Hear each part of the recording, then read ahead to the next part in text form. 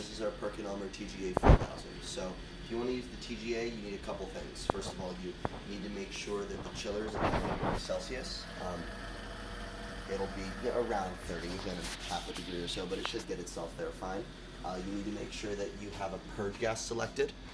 You'll use usually argon or air here. The cylinders are to the right. You want a flow rate around 20 milliliters a minute. We usually see 19.8. That's fine. If it's off, you can just open up the canister. You change the purge gas here on the right. Once you've made sure that all of that is there, you can start to prep the actual TGA. So here's the TGA, here's the lid. Be careful. Anything that's metal here can get hot. This thing gets very hot. So we usually use forceps to handle things. Now the lid here is pretty clean, but just as a matter of good practice, we like to clean it with IPA and a Kim wipe, just how you clean just about anything in the lab. So a little IPA, a little Kim wipe, and a little elbow grease, depending on how dirty the thing is, will get you into good working order to run a sample. So here's our lid. It's clean. We are going to, again, we're going to use the forceps to handle it up here. Don't place it on the plastic, please. Again, this stuff can get very hot and we don't want to damage the rest of the machine, so let's leave it on the metal.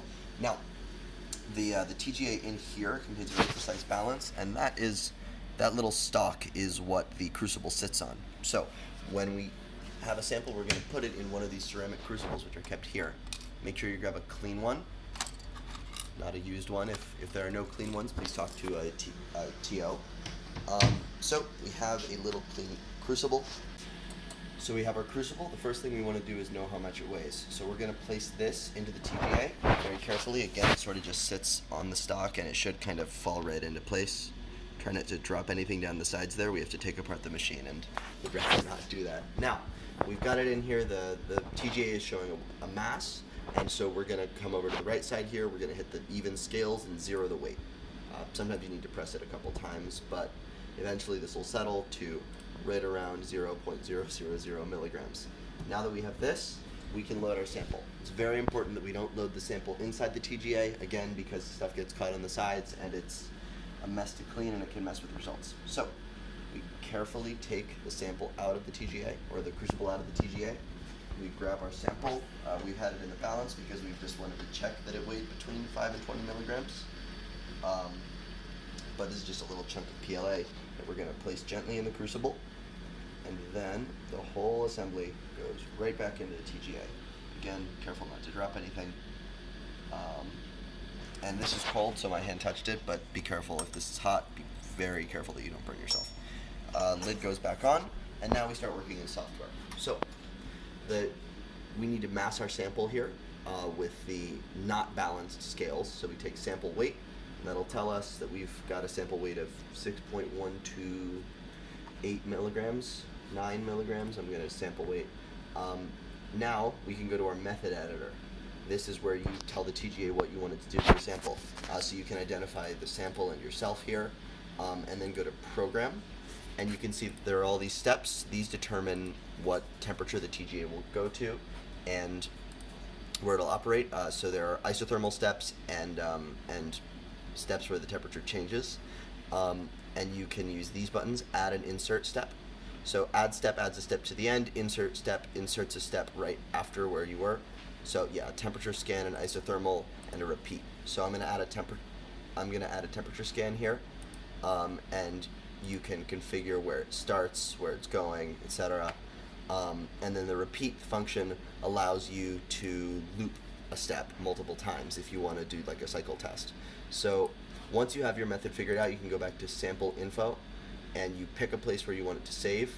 The important thing is that you do not save over someone else's method, which is why we have this note. Please save as, create a new file name, don't overwrite someone else's work.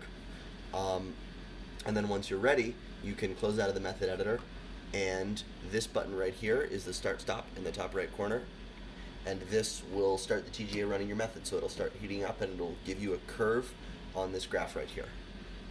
Then, once you're done, the important thing that you do is that you don't leave the gas tanks open. So this flow rate is 20 mils a minute right now, but you can walk over to the right. These gas tanks, it's righty-tighty, lefty-loosey. This here is air, back here is argon. Whichever gas you use, make sure it closed. Test is run. You can open up your data, in the data analysis section, which is right here. It's the little two curves. So go to data analysis, and then there's a big data folder where hopefully there's a folder with your name on it. So I'm going to open up Xiaolun's folder here and pull up some data that he ran a little bit ago. And you can see this already has the derivative on it. That's probably the most important piece of data you're going to get. But here we have the line for weight versus temperature, but we want to know the derivative, see where things change. So all we have to do is click math and derivative, and we have our derivative curve, and this is what most of the analysis on the TGA will be done with. If you want to rescale your graph and data analysis, you go to display and this rescale X or Y.